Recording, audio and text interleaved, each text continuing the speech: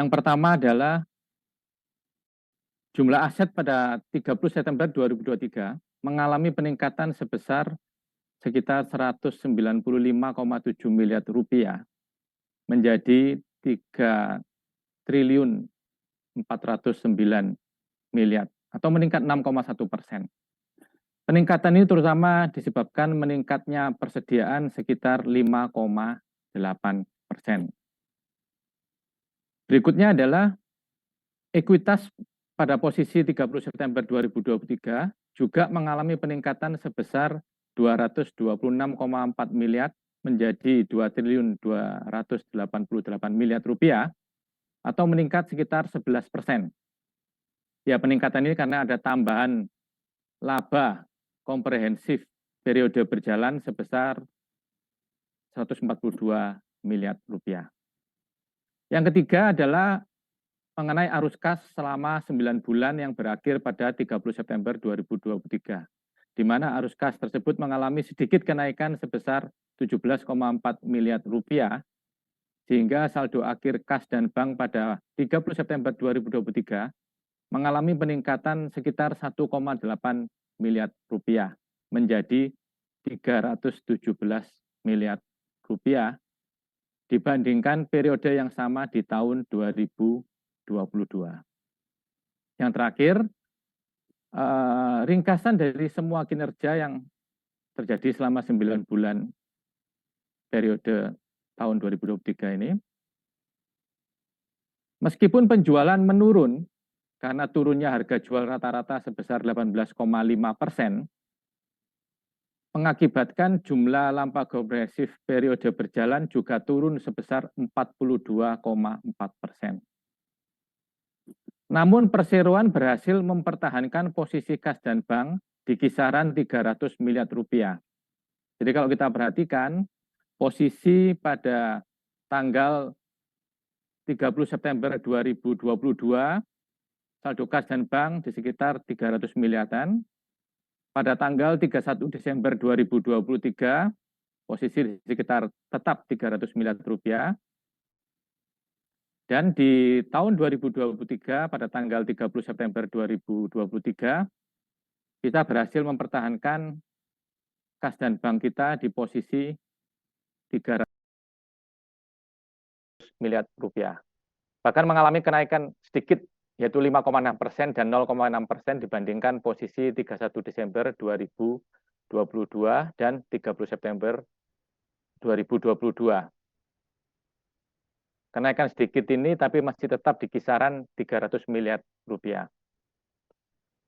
Bahkan perseroan di tahun 2023 melunasi salah satu US dollar yang telah jatuh tempo di tahun 2023, yaitu surat berharga jangka menengah seri 2 yang berhasil kita lunasi. Berikutnya adalah tampilan dari laporan posisi keuangan,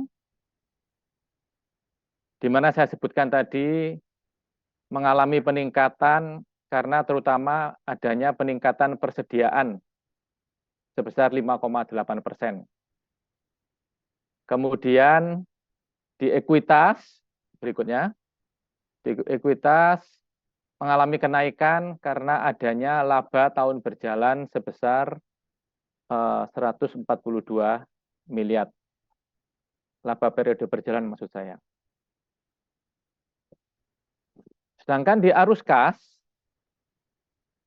kalau kita melihat ke arus kas, maka tampak arus kas ini sebetulnya kita mengalami penurunan cukup signifikan. Tampak di arus kas bersih yang digunakan untuk aktivitas pendanaan, ya. Kemudian arus kas bersih kas dan bank akhirnya mengalami kenaikan sebesar 17,4 miliar dibandingkan 9 bulan periode yang sama di tahun 2022. Nampak di sini bahwa kita melakukan pembayaran untuk surat berharga jangka menengah sebesar 121 miliar, di mana hal itu tidak kita lakukan di tahun 2022. Sehingga dengan posisi kas yang ada, karena penurunan penjualan, kita masih berhasil melunasi 4 juta US dollar yang jatuh tempo di tahun 2023, yaitu surat berharga jangka menengah seri 2, sehingga kita juga masih berhasil mempertahankan posisi kas di sekitar 300 miliaran. Nah, berikutnya adalah grafik yang kita tampilkan adalah penjualan bersih. Nampak pada tahun 2020, karena COVID-19, pandemi waktu itu, tahun 2020, kita mengalami penurunan. Kemudian 2021 kita mengalami peningkatan, 2022 kita mengalami peningkatan, net sales yang paling tinggi selama sejarahnya PT Suparma Tbk, yaitu 3,1 triliun di tahun 2022. Sayangnya karena kondisi pasar global dan pasar dalam negeri di tahun 2023, kita mengalami penurunan yang cukup signifikan, menjadi target kita nanti berubah menjadi 2,6 triliun. Begitu pula dengan kapasitas produksi terpakai, kita mengalami penurunan di tahun 2020 menjadi 198.000 metrik ton karena menyesuaikan penjualan di tahun 2020 yang mengalami penurunan. Jadi kapasitas produksi kita terpakai sinergi dengan kuantitas penjualan. Di mana kuantitas penjualan mengalami penurunan, maka produksi juga kita kurangi. Nah, tahun 2020 karena pandemi COVID-19, kapasitas terpakai mengalami penurunan, kemudian mengalami kenaikan berikutnya sampai tahun 2023 ini akan mengalami sedikit penurunan karena kuantiti dari penjualan kita juga mengalami penurunan. Target dari sales quantity kita juga mengalami penurunan di tahun 2023. Berikutnya adalah perbandingan kinerja per 30 September 2023 dan 30 September 2022. Di mana rasio lancar masih cukup terjaga 2,4 kali, walaupun mengalami penurunan dibandingkan tahun 2022, karena ada yang BRI kepada Bank Rakyat Indonesia yang akan jatuh tempo di triwulan pertama tahun 2024. Sehingga itu menyebabkan menambah jumlah kewajiban atau liabilitas jangka pendek kita. Kewajiban jangka pendek atau liabilitas jangka pendek kita. Sehingga rasio lancarnya menurun dibandingkan per posisi 30 September 2022. Sedangkan rasio pinjaman terhadap ekuitas relatif tidak mengalami perubahan sebetulnya. Rasio penjualan bersih terhadap pinjaman juga relatif tidak mengalami perubahan. Berarti kita pertahankan di sekitar 2 lebih. Produksi yang seperti saya sampaikan tadi, ya sedikit mengalami penurunan karena kita menyesuaikan dengan kuantitas penjualan, target kuantitas penjualan di tahun 2023. Sehingga mengakibatkan tingkat utilisasi kita tetap, karena produksinya kapasitas diturunkan, maka tingkat utilisasinya relatif tidak mengalami perubahan. Margin kotor turun cukup banyak, sekitar ya karena turunnya harga jual. Margin usaha juga turun cukup besar karena turunnya harga jual dan kenaikan turunnya harga jual dan turunnya margin kotor, sedangkan biaya operasional tetap mengalami peningkatan, sehingga margin usaha mengalami penurunan sekitar 6%. Beban keuangan relatif bisa kita jaga, tidak mengalami perubahan, walaupun di tahun 2023, seperti kita ketahui bersama, nilai tukar cukup melemah, cukup dalam, rupiah terhadap US dollar. Sebagian pinjaman kita atau sebagian besar pinjaman kita dalam US dollar. Kemudian yang kedua, suku bunga pinjaman juga cukup tinggi, hingga sampai bulan ini pun tetap tinggi. Tetapi kita bisa pertahankan beban keuangannya relatif tidak mengalami kenaikan cukup signifikan, bahkan mengalami penurunan sekitar 1 miliar. EBITDA turun cukup signifikan, ya karena penyebabnya adalah margin kotor yang mengalami penurunan, penjualan mengalami penurunan yang cukup signifikan. Begitu pula hal ini berpengaruh terhadap rasio EBITDA terhadap beban keuangan. Yang dulu kemampuan kita 16,6 kali menjadi sekitar 10,6 kali. Berikutnya adalah pertumbuhan selama periode 9 bulan yang berakhir pada tanggal 30 September 2023 mengenai penjualan bersih kertas. Di mana penjualan bersih kertas seperti saya sampaikan tadi, Bapak Ibu bisa perhatikan juga di laporan laba rugi, bahwa per September kita mengalami penurunan sekitar 17%. Kuantitasnya mengalami kenaikan sekitar 2%. Jadi artinya penurunan 17% disebabkan bukan karena kemampuan menjual secara kuantitas kita menurun, bukan, karena mengalami kenaikan 2%, tetapi karena memang harga rata-rata yang mengalami penurunan 18,5%. Jadi kesimpulannya, jadi penurunan penjualan selama 9 bulan di tahun 2023, penyebab penurunannya adalah harga jual rata-rata yang menurun 18,5%. Kita masih bisa mempertahankan kuantitas penjualan sama seperti tahun 2022, bahkan mengalami sedikit peningkatan sekitar 2%. Selanjutnya mengenai produksi mesin kertas. Kapasitas terpasang kita tidak mengalami perubahan setelah ada paper mesin atau mesin kertas nomor 10 di tahun kemarin. Kapasitas terpasang tidak mengalami perubahan, 305.900 metrik ton. Kapasitas terpakainya ya sedikit mengalami penurunan 1,6%, karena seperti yang saya sampaikan tadi, kita menyesuaikan dengan kuantitas penjualan. Kuantitas penjualan kita hanya naik sedikit, sekitar 2%, maka dengan masih adanya sisa persediaan di akhir tahun 2022, kita habiskan, maka kapasitas terpakainya kita turunkan sekitar 1,6%. Sehingga tingkat utilisasinya alami sedikit penurunan.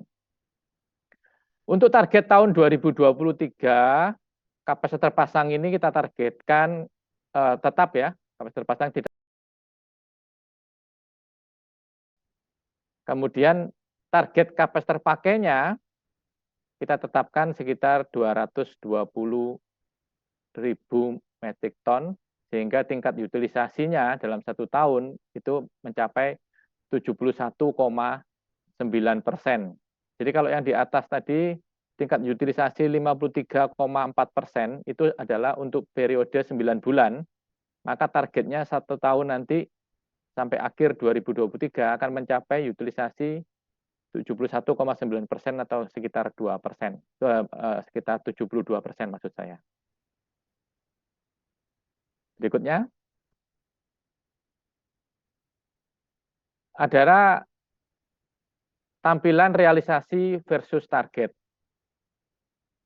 Realisasi periode 9 bulan tahun 2023, penjualan bersih mencapai 1,9 triliun, hampir mencapai 2 triliun, targetnya 2,6 triliun, jadi pencapaiannya sekitar 75,1%, ya sekitar 3/4, optimis di akhir tahun bisa tercapai, bahkan mungkin lebih sedikit dari target.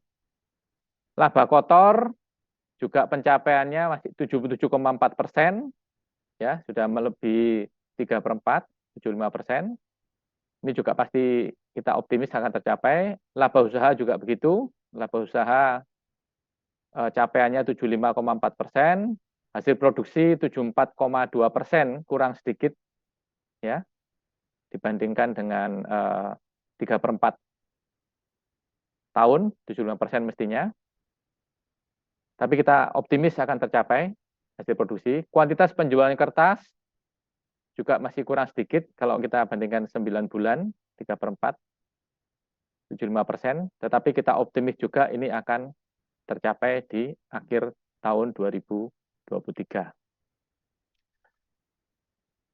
Dari yang kita sampaikan tadi, kita sampaikan ringkasan hingga Oktober. Tadi di awal, jadi sampai triwulan ketiga, maksud saya 9 bulan, periode 9 bulan. Kita coba update lagi, hari ini kita update lagi hingga akhir Oktober, di mana penjualan bersih selama periode 9 bulan yang berakhir 30 September 2023 mengalami penurunan sebesar 17,2% dibandingkan dengan penjualan bersih pada periode yang sama pada tahun 2022, seperti yang saya sampaikan. Penurunannya terutama disebabkan oleh penurunan harga jual rata-rata produk kertas sebesar 18,5%. Jadi penyebab utamanya bukan kuantitas penjualan, tetapi harga rata-rata. Pencapaian ini setara dengan 75,1% dari target penjualan bersih perseroan yang besar 2,6 triliun rupiah. Kita update hingga Oktober mencapai 2 triliun 177 miliar. Nah, ini sudah setara dengan 83,7% dari target yang 2,6 triliun rupiah di tahun 2023. Sehingga kita akan optimis, saya sebutkan tadi, bahwa target 2,6 triliun akan tercapai. Yang kedua, ringkasan mengenai kuantitas. Kuantitas tadi, penjualan kertas perseroan mengalami peningkatan 2%, menjadi 156.999 metrik ton, dan setara dengan 74,8% dari target kuantitas penjualan kertas perseroan yang sebesar 210.000 metrik ton. Kalau kita update sampai 31 Oktober 2023, maka pencapaiannya sudah mencapai 177.546 metrik ton, atau setara dengan 84,5% dari target kuantitas penjualan kertas tahun 2023. Kembali kita akan optimis bahwa target kuantitas penjualan kertas ini akan tercapai di akhir tahun 2023. Berikutnya, hasil produksi kertas. Seperti kami sampaikan tadi, di periode 9 bulan tahun 2023, mengalami penurunan sebesar 1,6%, atau setara dengan 74,2% dari target produksi yang kertas yang sebesar 220.000 metrik ton, dengan target utilisasi sebesar 71,9%. Penurunan ini seperti yang kita jelaskan tadi, ini sejalan dengan target kuantitas penjualan kertas di tahun 2023. Hingga 31 Oktober 2023, sudah mencapai 181.907 metrik ton atau setara dengan 82,7% dari target produksi kertas tahun 2023. Indikator kemampuan membayar hutang dan beban keuangan perseroan itu tampak di rasio-rasio yang kita tampilkan, yaitu seperti tadi, indikator kemampuan membayar hutang dan beban keuangan perseroan ini masih terjaga. Rasio lancar sebesar 2,4 kali, masih lebih dari 1 kali. Rasio pinjaman terhadap ekuitas sebesar 0,33. Rasio penjualan bersih terhadap pinjaman sebesar 2,6 kali, masih terjaga. Rasio EBITDA terhadap beban keuangan masih cukup tinggi sebesar 10,6 kali. Jadi kesimpulannya bahwa kemampuan membayar hutang dan beban keuangan perseroan di tahun 2023 ini hingga akhir tahun nanti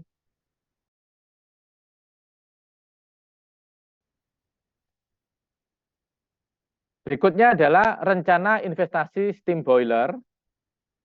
anggaran belanja modalnya sekitar 10 juta US dollar. Pendanaannya adalah seluruhnya didanai dari kas internal atau self financing. Keunggulan dari steam boiler ini yang kita miliki, yang rencananya nanti dibandingkan dengan yang kita miliki nanti adalah lebih ramah lingkungan. Karena bahan bakunya, batu baranya 60% lebih rendah dibandingkan steam boiler perseroan yang sudah ada. Sisanya kita memanfaatkan sampah-sampah atau limbah selat, plastik, dan limbah kayu. Berikutnya. Alokasi anggaran CSR dan realisasinya. Sebelumnya kita cukup besar anggarannya ada di lingkungan hidup, sekitar 50%.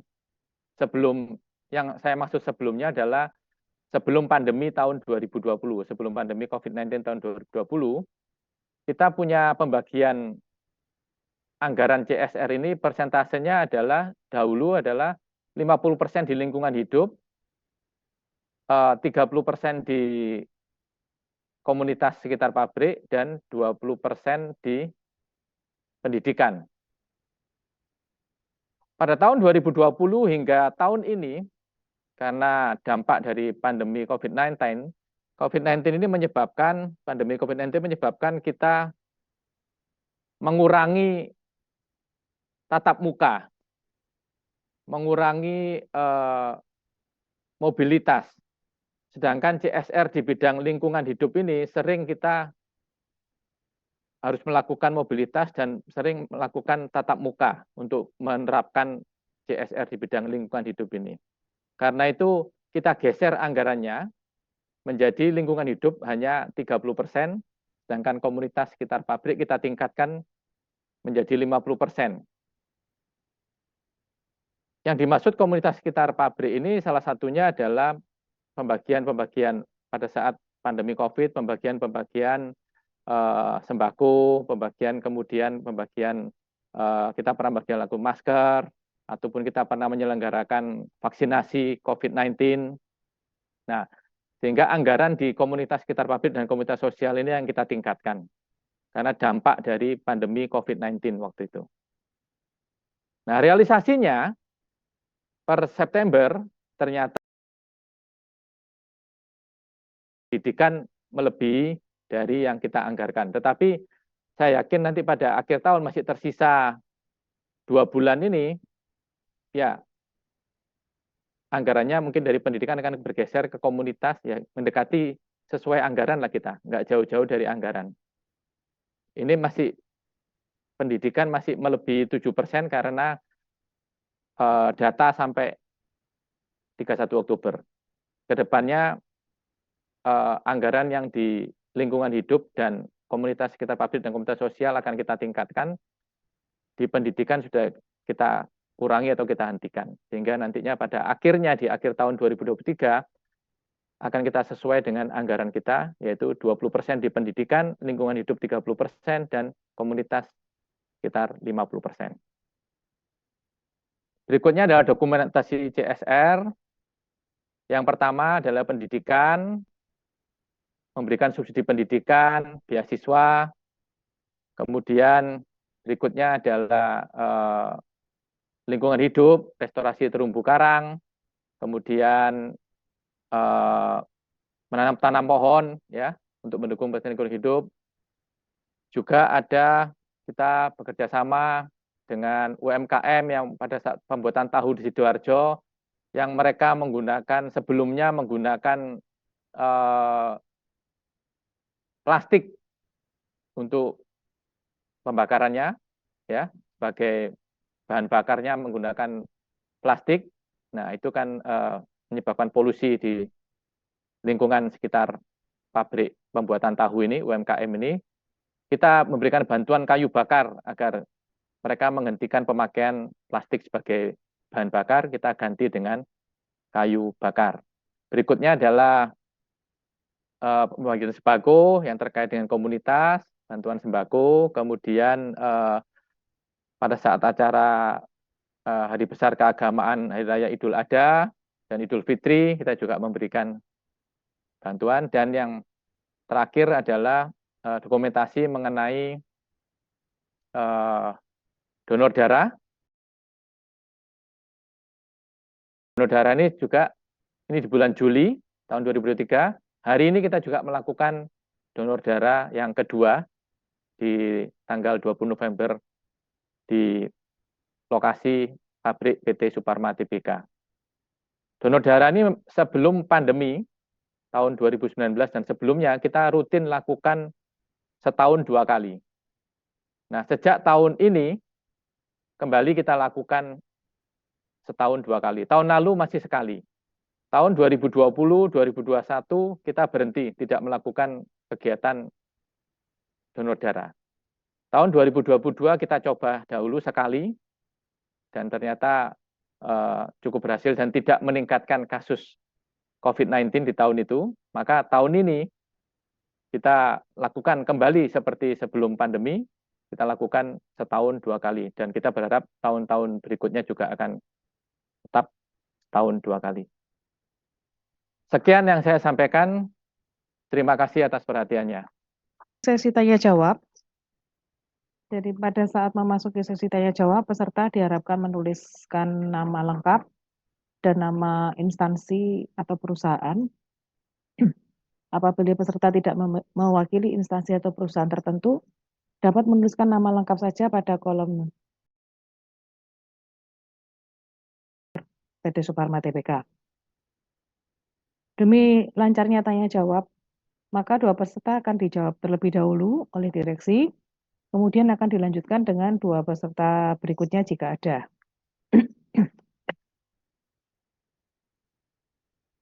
Untuk pertanyaan dari peserta akan kami bacakan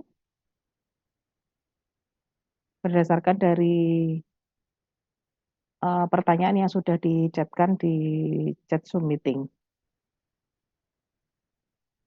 Untuk pertanyaan pertama dari Bapak Jordi, investor individu, akan kami bacakan sebagai berikut. Ada dua pertanyaan. Yang pertama, Bapak Jordi menemukan perbedaan target penjualan bersih perusahaan, di mana pada laporan tahunan 2022 disebutkan 3.480 juta, 3,480 miliar. Namun pada materi paparan public expose disebutkan 2.600 2.600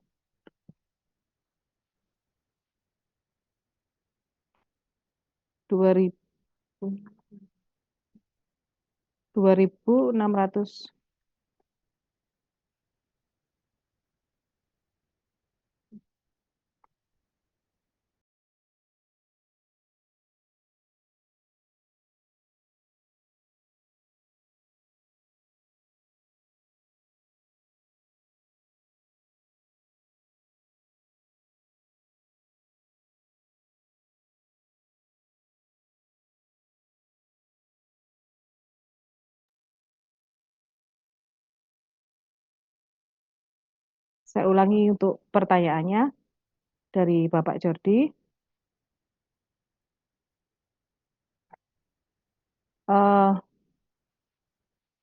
Ada menemukan perbedaan target penjualan bersih perusahaan di mana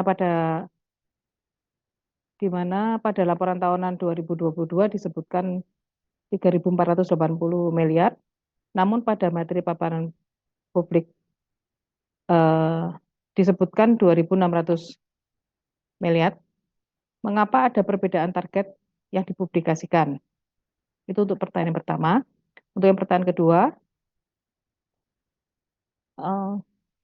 terdapat penurunan penjualan pada Suparma. Apakah kondisi penurunan tersebut juga terjadi pada pabrik kertas lain di Indonesia? Ini pertanyaan pertama dari Bapak Jordi. Kemudian pertanyaan yang kedua, akan saya bacakan dari Ibu Rahadini dari investor individu. Adapun pertanyaannya adalah penjualan bersih pada September 2023 dibandingkan September 2022 turun 17%. Namun kuantitas penjualan justru naik 2% dan harga jual rata-rata turun lumayan besar sebesar 18,5%. Pertanyaannya, harga jual produk apa yang menurun sehingga menyebabkan penurunan harga jual rata-rata? Dan pertanyaan keduanya, serta hal apa yang menyebabkan penurunan harga secara signifikan? Untuk dua pertanyaan pertama ini akan dijawab terlebih dahulu oleh direksi. Kami persilahkan.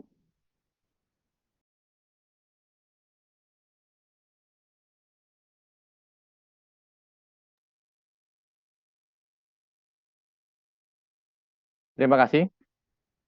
Saya jawab dulu dua pertanyaan. Yang pertama dari Bapak Jordi, investor individu, menanyakan tentang perbedaan antara target penjualan bersih yang disampaikan di laporan tahunan, pada saat itu disampaikan sekitar 3 triliun dan 480 miliar rupiah. Namun pada materi public expose hari ini disebutkan targetnya menjadi 2,6 triliun rupiah. Yang ditanyakan adalah perbedaannya. Jadi pada saat kita menyusun laporan tahunan 2022, itu selesainya adalah di bulan April 2023. Kita waktu itu optimis kita memiliki target penjualan bersih sekitar hampir 3,5 triliun. 3 triliun 480 miliar rupiah. Sampai bulan April 2023 kita masih optimis, sehingga pada saat kita menyusun laporan tahunan, kita sampaikan targetnya sebesar itu, sekitar 3,5 triliun rupiah. Tetapi dengan berjalannya waktu dan situasinya kita realisasi penjualan kita pantau, maka pada selesainya triwulan kedua, pada akhir Juni 2023, ternyata realisasinya baru mencapai 37,4%. Sehingga pada bulan Juli, kita merevisi target tersebut, kita turunkan target tersebut menjadi sekitar 3 triliun. Sehingga berakhirnya triwulan ketiga, ternyata realisasi penjualan sampai triwulan ketiga atau sampai 30 September 2023 mencapai hanya 65,1% dari target yang sudah kita revisi. Sehingga kembali pada bulan Oktober kita merevisi target tersebut menjadi 2,6 triliun. Dan target ini sudah final, seperti saya sampaikan di paparan publik tadi hari ini, bahwa target ini realisasi penjualannya hingga Oktober 2023 sudah mencapai 83,7%. Sehingga kita optimis target yang sudah kita revisi menjadi 2,6 triliun tadi akan tercapai di akhir tahun ini. Seperti yang saya sampaikan tadi, kenapa kita merevisi target ini? Karena realisasinya jauh dari target yang pertama, karena turunnya harga jual rata-rata. Bukan karena kuantitas penjualan. Kuantitas penjualan tetap mengalami sedikit kenaikan. Pertanyaan kedua, sebetulnya pertanyaan kedua ini saya bisa memberikan informasi hanya yang terkait dengan industri atau sesama perusahaan yang di sektor pulp dan kertas yang listed ya, yang terdaftar di Bursa Efek Indonesia ya, karena laporan keuangannya bisa diakses saya mencoba memberikan perbandingan yang data saya yang ada itu per September. Kita selalu memantau tiap bulan, tiap triwulan maksud saya, tiap triwulan, triwulan pertama, triwulan kedua, triwulan ketiga. Kebetulan yang terakhir adalah laporan keuangan triwulan ketiga. Nah, memang kondisi yang terjadi di sektor pulp dan kertas di Indonesia itu hampir semua emiten kertas, ada 7 emiten kertas ya, emiten kertas dan pulp ya di Indonesia yang listed di Bursa Efek Indonesia adalah ada 7 emiten. Nah, hampir semua mengalami penurunan. Jadi memang kondisinya memang pasarnya baik pasar global maupun pasar dalam negeri semua mengalami penurunan dan sebagian besar penurunannya akibat harga jual mengalami penurunan. Kalau kita bandingkan earning per share di triwulan 3 ya, di periode 9 bulan yang dipublikasikan, karena semua 7 emiten ini ada perusahaan listed, earning per share EPS, kalau kita bandingkan,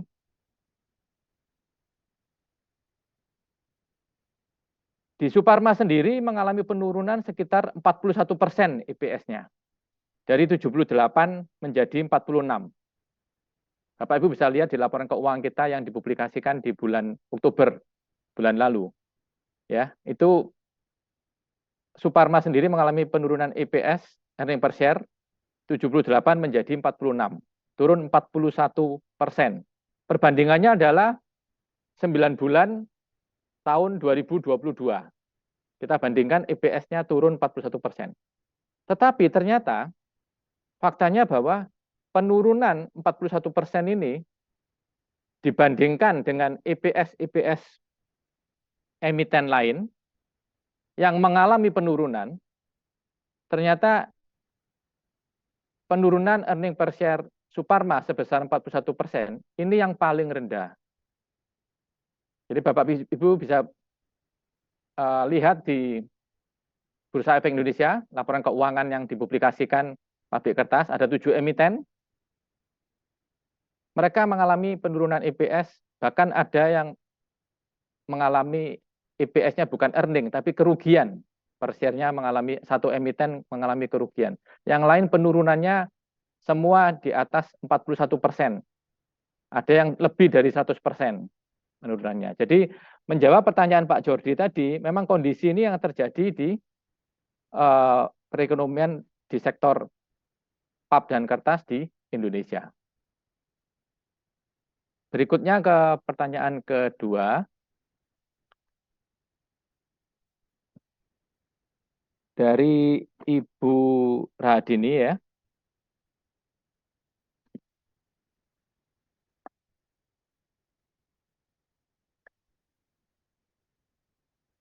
Nah, ini pertanyaannya lebih detail lagi tadi. Kalau tadi yang saya jelaskan tadi penurunannya dari pertanyaan pertama tadi karena harga jual rata-rata turun 18,5%. Sekarang yang ditanyakan adalah produk apa aja.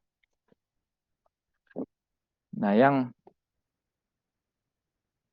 paling besar mengalami penurunan itu di produk duplex.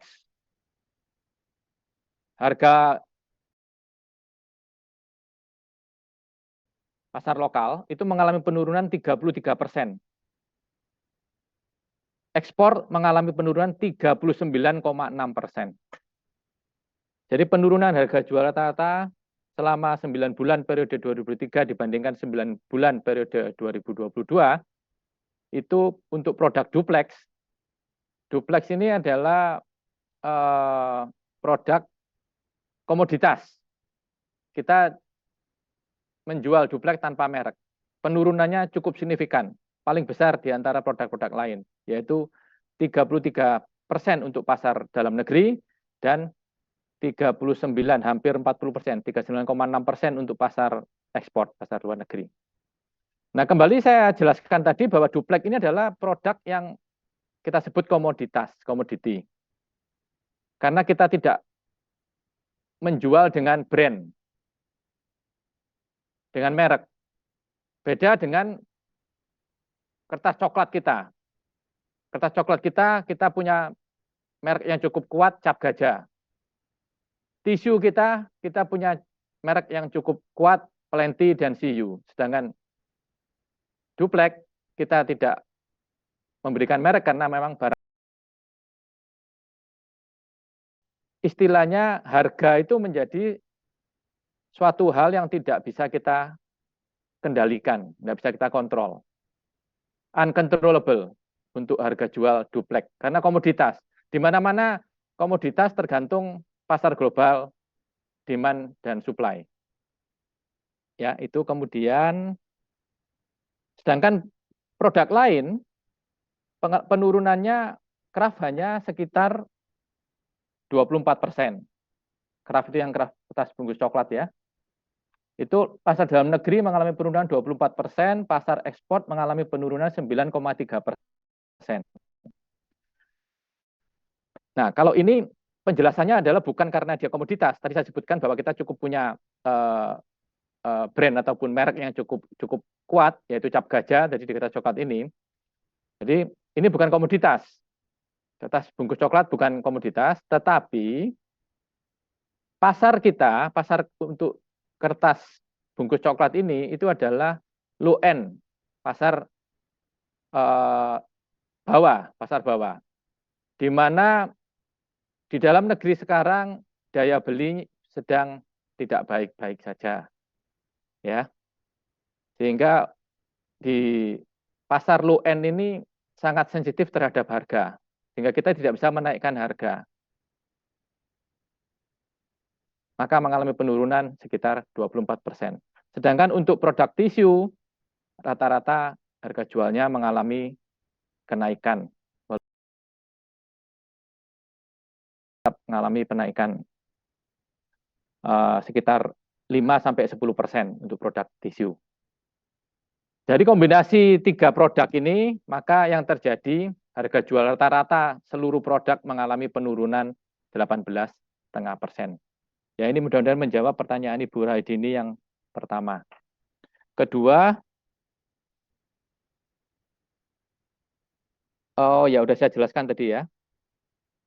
Hal apa yang menyebabkan penurunan harga secara signifikan ya? Tadi sudah saya jelaskan bahwa yang pertama karena Duplex itu adalah komoditas, uncontrollable, kita sebutkan kita tidak bisa mengendalikan harga.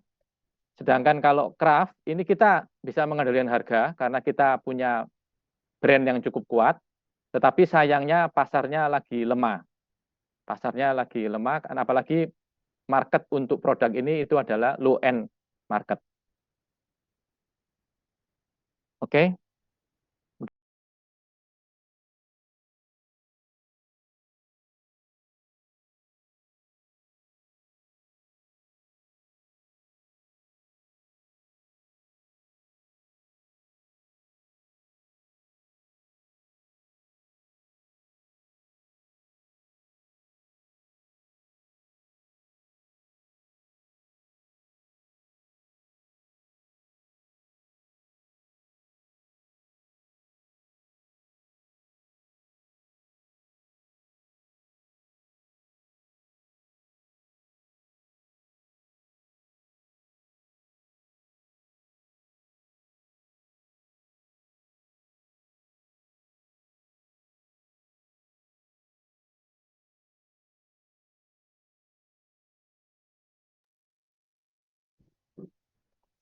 Oke, untuk pertanyaan berikutnya akan kami bacakan dari Ibu Ida Nur dari Neraca.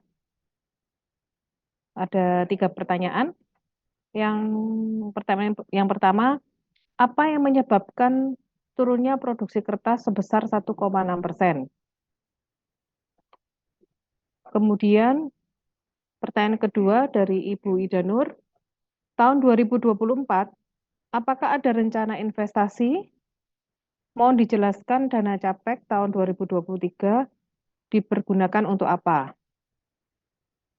Pertanyaan ketiga, sebagai perseroan yang konsen dalam melaksanakan program CSR, untuk tahun 2023, kegiatan apa saja yang sudah dilaksanakan?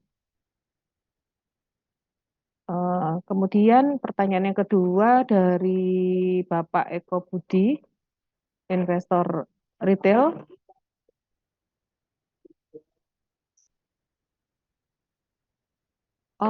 Pertanyaannya,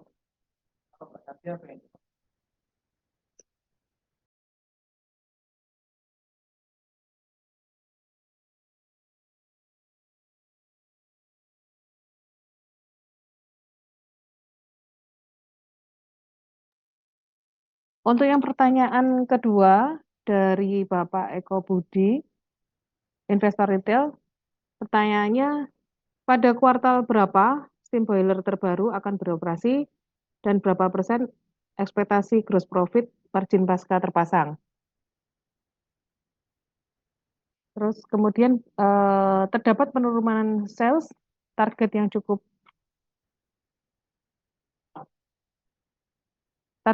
dalam antara di annual report 2022 dibandingkan dengan yang dipresentasi.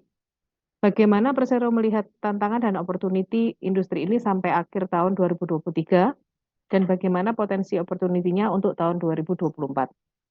Untuk dua pertanyaan yang dari Ibu Ida Nur dan Bapak Eko Budi, eh, kami persilakan untuk dijawab oleh Bapak Ainul Luhur dan Bapak Buyung.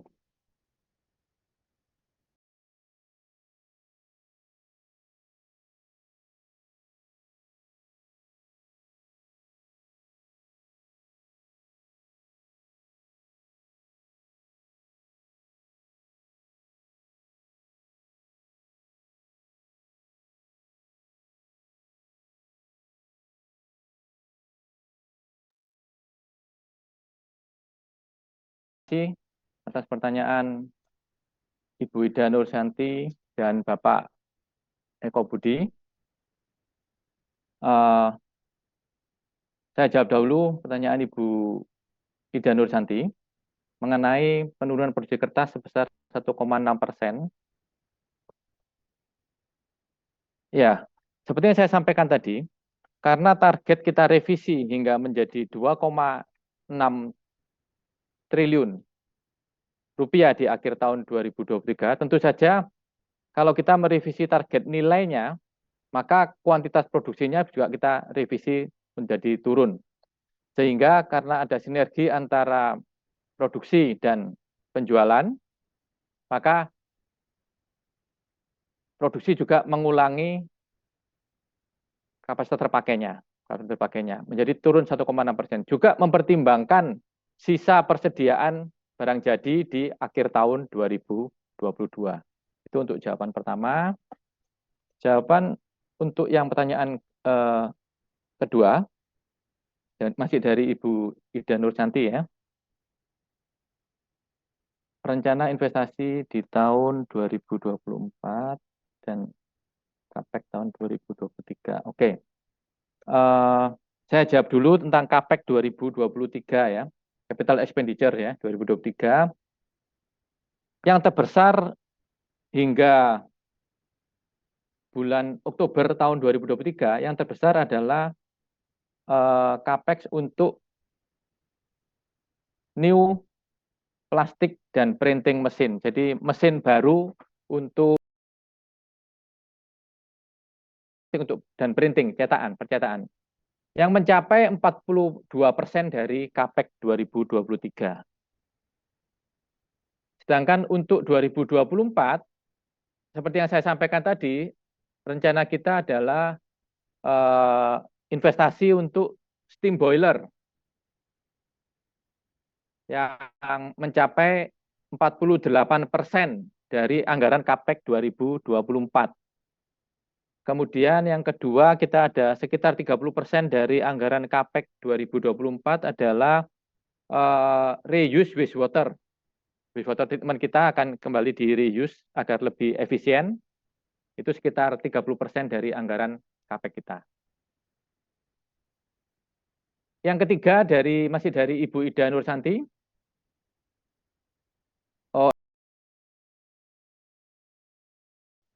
Kita menggeser anggarannya yang ingin saya sampaikan. Ya, kita menggeser anggarannya dari yang dulunya lingkungan hidup 50%, sekarang komunitas yang 50%. Pendidikan tetap, lingkungan hidup menjadi 30%. Dan kemungkinan besar tahun depan anggaran ini akan kita review lagi apakah dengan komposisi yang sama atau kembali seperti tahun 2019 dan sebelumnya. Sudah saya sampaikan tadi CSN-nya di bidang apa aja tadi, yang di bidang pendidikan, bidang lingkungan hidup, dan di bidang komunitas sosial yang sudah saya sampaikan tadi. Untuk pertanyaan Bapak Eko Budi,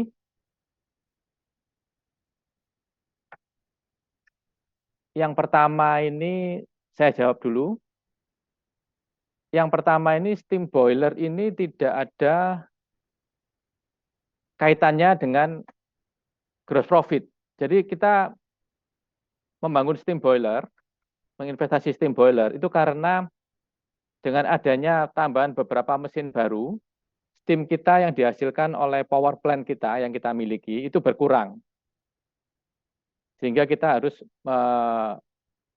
melakukan investasi untuk steam boiler ini yang direncanakan beroperasinya nanti di tahun 2024, triwulan ketiga atau keempat di tahun 2024 nantinya.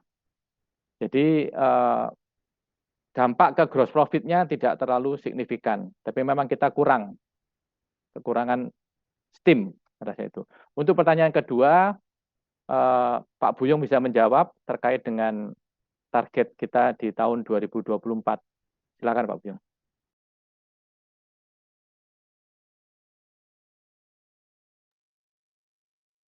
Selamat siang semuanya. Saya bantu menjawab dari pertanyaan Pak Eko Budi Prasetyo yang menanyakan terdapat penurunan sales target yang cukup dalam antara di annual report 2022 dibandingkan dengan yang dipresentasikan. Bagaimana perseroan melihat tantangan dan opportunity industri ini sampai akhir tahun 2023? Dan lanjut pertanyaan keduanya adalah dan bagaimana potensi opportunity-nya untuk tahun 2024. Untuk pertanyaan yang pertama, opportunity industri kertas terutama Suparma ini sampai akhir tahun 2023 seperti yang disampaikan oleh Pak Hendro bahwa kita optimis sampai dengan akhir tahun 2023 ini kita akan mencapai target yang telah kita setting. Sedangkan potensi opportunity tahun 2024, jadi begini, seperti yang disampaikan Pak Hendro bahwa penurunan penjualan tahun 2023 ini sebagian besar disebabkan oleh masalah penurunan harga jual yang disebabkan sebagian adalah masalah komoditas yang kita tidak bisa kontrol harga jualnya. Sedangkan secara quantity kita masih bisa memaintain penjualan secara quantity dengan baik. Untuk tahun 2024 kita budgetkan akan secara penjualan akan naik sekitar 15% dibandingkan dengan target 2023 ini atau kembali ke level 3 triliun rupiah. Sedangkan untuk quantity kita akan mentargetkan lebih banyak dengan sekitar 25%. Ini dia akan ditopang oleh utilisasi dari PM10 yang akan lebih baik. Kita targetkan lebih baik pada tahun 2024.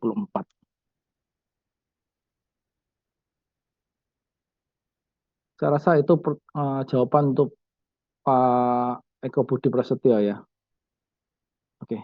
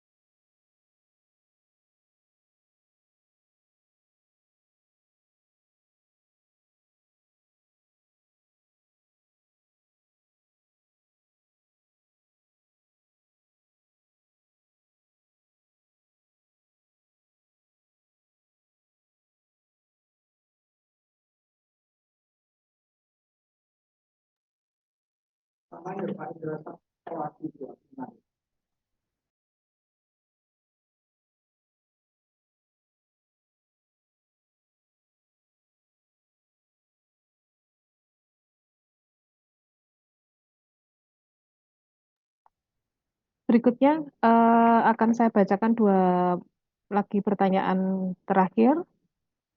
Yang pertama dari Bapak Tony eh, dengan pertanyaan, bagaimana kebijakan pembagian dividen perusahaan untuk tahun buku 2023? Dan pertanyaan dari Bu Penny dari Bisnis Indonesia. Pertanyaannya adalah bagaimana potensi pasar tisu atau kertas tahun 2024 mengingat di tahun tersebut masuk dalam masa tahun politik. Berapa proyeksi pertumbuhan penjualan di tahun 2024 dan seperti apa strategi bisnis tahun depan? Demikian pertanyaan dari Bu Penny dan Pak Tony. Kami persilahkan untuk Bapak Hendro dan Bapak Buyung untuk menjawab pertanyaan tersebut.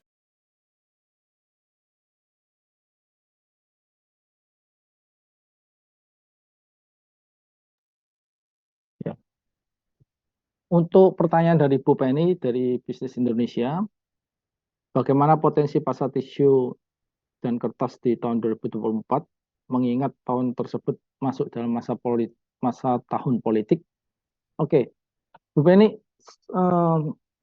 kita sudah melewati beberapa kali tahun politik 2014, 2019, sekarang 2024, dan selama tahun-tahun politik itu tidak ada pengaruh yang negatif atau lebih rendah penjualan kita dibanding tahun-tahun sebelumnya.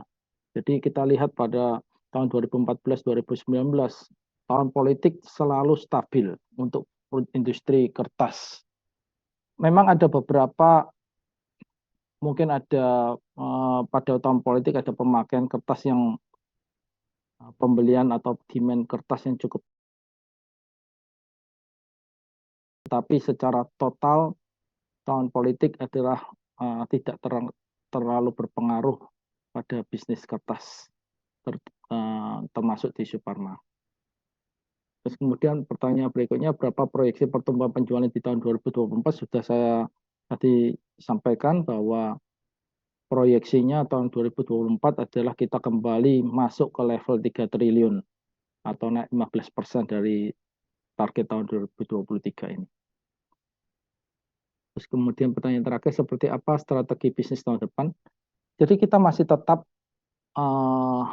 menggunakan strategi yang kita punya, yaitu untuk duplex harga berdasarkan komoditas. Kita nggak bisa kontrol harganya, tetapi yang kita bisa kontrol adalah kualitas dari kertas duplex yang kita jual kepada customer. Mengenai LWK, seperti disampaikan Pak Hendro, bahwa kertas LWK ini sangat sensitif terhadap harga karena dijual ke segmen yang low end, dan kita akan merebut, menguasai kembali strateginya dan menguasai kembali pangsa pasar yang selama 1-2 tahun terakhir ini terambil oleh kompetitor kita lainnya. Tetapi kita confidence bahwa keempat ini dan untuk tahun depan kita akan lebih menguasai market share di masyarakat. Sedangkan untuk tisu, saya rasa untuk tisu kita masih baik.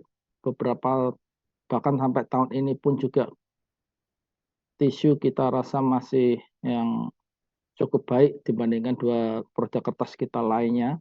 Jadi tetap kita akan fokus ke hotel, restoran, dan kafe. Itulah kekuatan kita, dan strategi itu akan tetap kita pertahankan pada tahun 2024. Ya, itu mungkin yang saya bisa jawab untuk Bu Penny. Terima Terima kasih.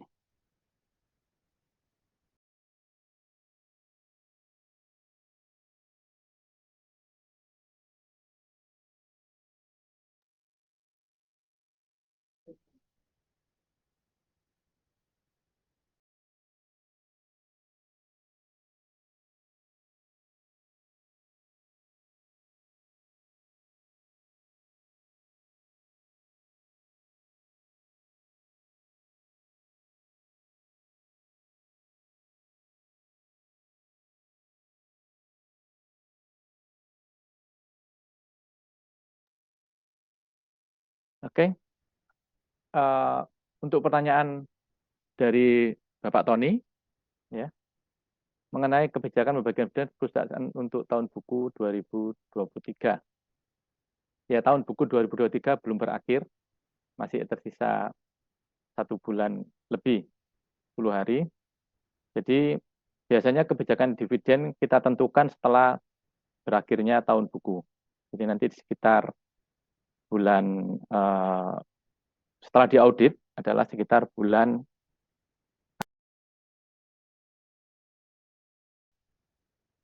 rilis di akhir Maret 2024 maksud saya, maka di bulan April 2024 kita akan menetapkan kebijakan pembagian dividen yang akan dilaksanakan pembagian dividen pada saat RUPS yang biasanya dilakukan di awal bulan Juni atau akhir bulan Mei. Itu aja pertanyaannya Pak Tony. Bisa dipantau, untuk pertanyaan Pak Tony bisa dipantau nanti pada saat Perseroan menerbitkan laporan keuangan yang sudah diaudit di akhir bulan Maret 2024. Jadi pantau. Terima kasih.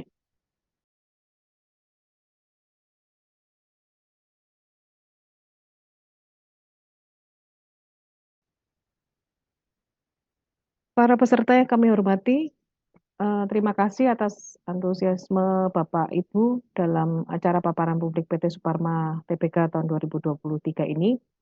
Mohon maaf karena keterbatasan waktu. Untuk pertanyaan-pertanyaan yang belum terjawab, dapat disampaikan melalui email ke op.sek@ptsuparmatbk.com.